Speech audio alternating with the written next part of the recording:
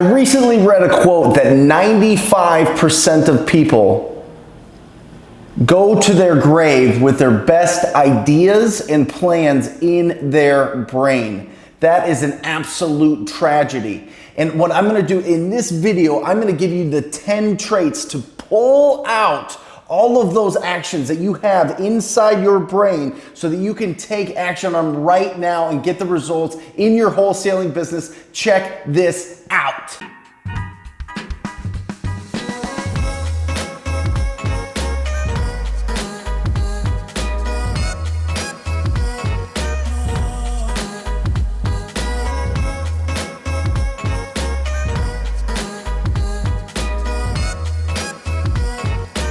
Welcome everybody, it is Brent Daniels, Mr. TTP, and the title of this is 10 Traits of Millionaire Wholesalers, okay? What I've done and what I continue to do is I continue to talk to people around the country, whether it's my top TTP students or it is wholesalers that are making over $1 million plus. And I try to sift through the conversations and really listen to what are the commonalities of these people. What are the commonalities that they all share? And I've done similar videos to this in the past, but I've found another list of 10 things that I want to share with you on this video that I think are so critical to exploding your real estate business, exploding your wholesaling business, and expanding your mind. Let's start with number one. And this is huge. And this is something that I see across the board is number one, you gotta think big daily. Okay, this is work. Okay, because we get caught up in the cyclone of daily activities, right? And we get caught up in the little actions that we take every day, but we have to take some time, or at least this is what very successful people around the country are doing, is they take time every single day to think big. So what does that mean? Does that mean that you have $1 million business? Does that mean that you have passive cash flow of $10, $20, $30, $50,000 a month? Does this mean that you pay off all your debts? Does this mean that you own apartments and land and houses? Does this mean that you have a company that runs completely without you? All of these things are thinking big, but it takes time. There's steps to this. It's not that you just think, oh, all of a sudden it's a millionaire. All of a sudden I'm a millionaire and that's where I'm at. No, first you make 100,000, then 250,000, then $500,000, then $1 million. And then you start using that income, that money that you're making and you're saving, and you start buying assets with equity, and you start doing these things and you start getting these wins, and all of a sudden you start thinking bigger and bigger and bigger. And what can I do with this life that I have, this gift that I have of life, this gift that I have with the skills and abilities and talents and my voice? It is so huge. You have to take time every single day to think big. If you need help with that, there's so much on YouTube. There's so many podcasts. And most importantly, you gotta start reading really, really good books about people that have done amazing things. That's number one. Woo, we're going fast today. Number two, this is huge, okay? They're competitive, okay? These people are competitive, but what they are different from the masses out there, they're not competitive against me. They're not competitive against you. They're competitive against their goals. They're competitive against their business plan. This is what the real pros do. They write down a business plan and how they're going to achieve it. Now, when you start out, you don't really know the numbers to put into a business plan. It's pie in the sky. You're throwing things out there, throwing things against a wall and hoping that these things work. But as you start going and taking action every single day, as you start talking to people, as you start having these conversations, all of a sudden you start getting results. All of a sudden that data, those results there, you get to start making a predictable business, and then you can put together a business plan. But the absolute best out there, the best that I've talked to, the best that I've worked with, the best students that I have, they're competitive against their goals, not against me, not against you, against their business plan. Let it sink in. Compete against your goals, your business plan. That's number two. Number three, they control their positive environment. This is one of the most difficult things to do, especially if you have no support system. If you don't come from a background of terribly supportive family, or your friends are kind of in the same rut year after year after year, or the people that you're around or the people that you work with are in the same path, the same typical path. Go to school, sit in these straight rows, get a job, sit in this cubicle, or do these tasks every single day, get this income, buy this house, buy this car, have this life. These are all things that are just set up naturally in everyday life. In everyday life, it is somebody extraordinary that breaks out of that, and you have to do it by surrounding yourself with positive people. Get a community of positive people around you. Remember, you're the 5 people that you spend the most time with. You're the combination of those 5 people that you spend the most time with. Are they positive? Are they supporting your dreams? Are they supporting your goals? And how good are you on selling them on it? I know countless people that they have amazing plans and incredible energy and great enthusiasm that never take action. What happens when you tell everybody all these great things that you're going to do and never do them? They stop supporting you because they think you are delusional. Okay? You're not optimistic anymore. You tip the scales into delusion. Okay? You need to pull yourself away from that. You need to, number one, you need to be taking the actions every day, and people need to see you at work. They need to see the activity that you have, the skills that you're building, the passion that you have, the learning that you crave all this learning. And I know you do because you're watching this video. There's a reason you are. There's a reason that you've watched several of these videos, or maybe all of them, is because you're craving the knowledge to jump ahead of the line and save the amount of time so you can get the instruction that you need to be successful. But you need to control a positive environment. Really successful people control their environment. They don't let the environment control them. So think about that. Next, number 4, great communication skills. Okay? I wrote down on this pad here, great communication skills equals versatility. Okay, you need to understand the different ways, and very successful people understand the different ways that people communicate. Not everybody communicates the same. Not everybody uses hand gestures and facial gestures like I do, right? Not everybody loves math and numbers and is analytical. Not everybody is the sweetest, most comforting person and nurturing person in the world, right? There's different personality styles, and there's a ton of things that you can look on it. There's a ton of good books. Versatile Selling is an incredible book if you want to read that, but it is about communication. It is about effective communication. The best way, guys, the best way to have effective communication is to do it as much as possible. That's why I wear TTP every single video you see. It's the same thing, TTP. I'm trying to pound it into your head that if you just talk to people every single day, if you have quality conversations with distressed property owners every single day, you cannot lose. It is flawless. And it builds up those communication skills that spills over into everything else in your life. It is unbelievable. Communication skills, versatility. You need to start being able to read people. You need to start being aware of what's going on. So many people just walk around and they're just not aware of anything else that's going on. You need to turn the antenna up, and you need to be able to read people and understand. Not read people in a sense to take advantage of them. Read people in a sense to understand how do they communicate, and how can I communicate effectively in the way that they want to be communicated with. Okay? Makes sense? Good. Number 5. Ooh, I love this one. They're not afraid of confrontation. They're not afraid of confrontation. Let me give you an example. And this is no joke. This is maybe 6 weeks ago in my office right here. I had an older gentleman walk up these stairs behind me, start looking around at the glass, start looking around. I'm sitting at my office here by myself. All 100 was gone. And he just opens up my door and he says, hey, I've been talking to Julie. She says she works for you, and I want to discuss this offer that you have on a piece of land that I have. And I was like, okay. Very compelling. This was an old school, older guy, builder, no nonsense, no BS, straight to the point.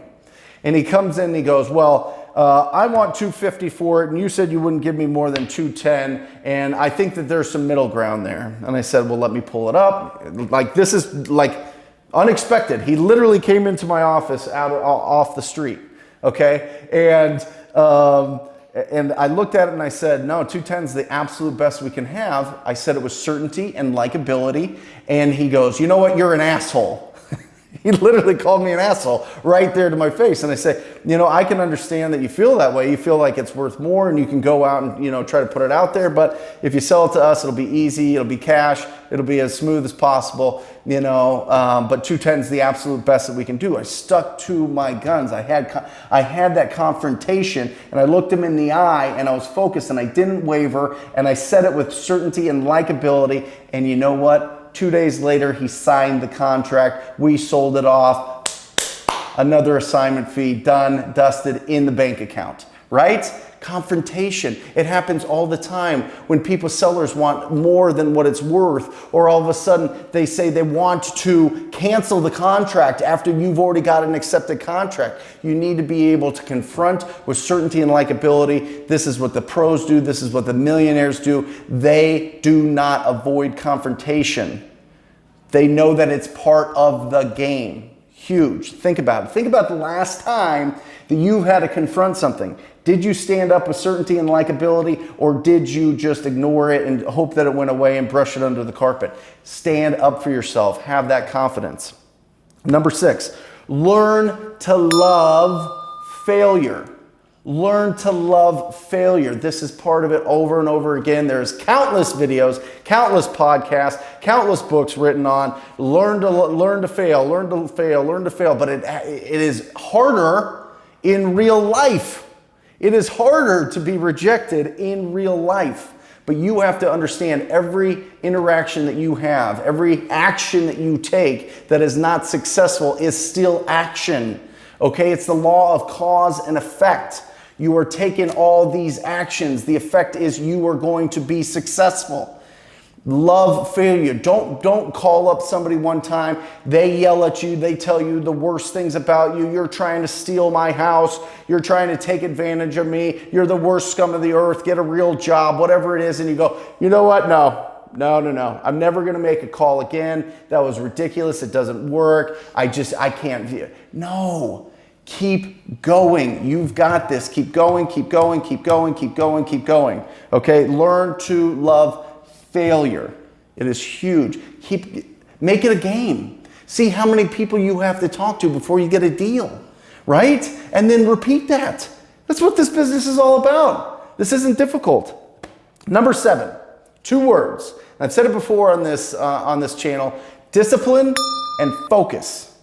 This is huge. There's Jocko Willenick. He was a former, I think I'm saying his last name right. Anyway, he was a former Navy SEAL, and he has this famous quote that is, discipline equals freedom, right? Discipline every single day. How disciplined are you on your schedule? How disciplined are you driving for dollars, getting them into the Deal Machine app, getting that information, sending it to batch skip tracing, getting those phone numbers back, making sure that, and all these are, if this is your first video, all these are linked down below. You can check it out. But how disciplined are you to constantly getting new lists of properties, new lists of distressed property owners that you are actually picking up the phone and calling? How disciplined are you on going on your presentations and being in the right mindset, actually showing up to the presentation with enthusiasm and with your ability to communicate and listen to what the seller is trying to tell you? How disciplined are you that when you get a big deal, and it happens all the time, I get messages all the time through Instagram, through Facebook, of people that smashed a $10,000, $15,000, $30,000 deal, and then they stop working because they get complacent. Discipline every single day to go out there and provide as much value as possible. What is your limit? We're talking about thinking big was number 1. What is your limit? What's your income limit? Our income is equal to the amount of value we provide to the marketplace. Why don't you challenge yourself to stretch yourself to see what is the most value I can provide to the marketplace? Is it 100,000? Is it 1 million? Is it 10 million? Is it 1 billion? What is it? Push yourself to test that out, but that only happens with discipline and the focus that you have on one thing. If you focus on this one thing, you will win. And I've said it time and time and time again. You need to focus. You need to connect every financial goal that you have to your ability to have consistent, quality conversations with distressed property owners. That's the only focus for wholesaling. That's it. I don't care if you want to market for it. If you want to market and you have a budget and you want to spend on direct mail or pay-per-click or bandit signs or whatever else, the conversation is a conversation. Or you can be proactive and talk to people, pick up the phone, and actually give them a call. That's the focus. The focus. Just focus on quality conversations with distressed property owners. You win every time. Next, winners. The biggest winners in this industry, the biggest winners in wholesaling are always looking for their next deal. They don't think about that deal they just closed. They keep going forward for the next deal. They're obsessed. They're obsessed with getting that next deal. That next deal is what keeps them up at night. That next deal is what gets them on the phones all day. Their next deal is what gets them to hire great talent. Their next deal is to get that really good list that they're going to reach out to. They're hunting for their next deal. They're never satisfied with the deal that just closed. It's huge, I'm telling you.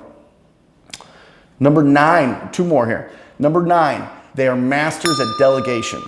Okay? At some point, you're going to build up your company. You're going to build it up, build it up, build it up, build it up. And there's going to be certain things that you're not good at. If you are in this industry, if you are wholesaling and you are being proactive and you are calling people and you are doing deals, that there is a similarity to your brain that is similar to all the TTP, all the proactive people out there. We're not good at organization. We don't want to deal with the little things here and there that we have to deal with when it comes to pulling lists or getting numbers or all that other stuff. You are constantly like distracted by things that you shouldn't be distracted by. You should be distracted by talking to people. So masters of this, masters of wholesaling they are incredible at delegating and getting great talent. Okay, and the last one. This is interesting. This is something that I find in every mastermind group that I have, in every top student that I have, people that I've just connected with, is they are coachable but opinionated. Okay? They're coachable. They're willing to be coached. They're willing to ask questions. They are like constantly trying to get the upper hand. They're constantly saying, oh, that guy's good at that. That gal is great at that. I'm going to talk to them. I'm going to talk to them. I'm going to try to see what the secrets are, what can help advance me. I'm going to be coachable. I'm not going to think that I know everything. But I'm going to have my opinions and I'm going to challenge it a little bit so that I fully understand the strategy. That's what it means, opinionated in this context. Opinionated is you're trying to figure out if you're selling yourself on what this coach or this person or this mentor or whatever is telling me, right? Because you have to be convinced or you're not going to take action. So coachable and opinionated. I know that I spend thousands of dollars a year, over $20,000 a year, getting mentored myself. I know the top people spend $50,000, $100,000 getting mentored every single year to get an advantage. You gotta be coachable, you gotta be open. If you think you know everything, then you've got that fixed mindset that we talk about. You gotta have that open mindset and be coachable, and you have to be opinionated with it so that you convince yourself that this is the actions that you're going to take and you're going to commit to it. So that's the 10. That is the 10 traits of winning millionaire wholesalers. Okay, really break this down. Write them all down. Take notes on all this. If you're ready to join, go out there, get some deals, watch this. Please subscribe if this is your first time. Check it out. We come out every Monday, Wednesday, and Thursday with new content. It has been absolutely amazing, the response that we've had. And if you're ready, once you've got to that point when you're ready to take it to the next level, then you got to check out the TTP program. I mentor you personally. It's at wholesalinginc.com/TTP. Until next time, guys, you're the best. See ya.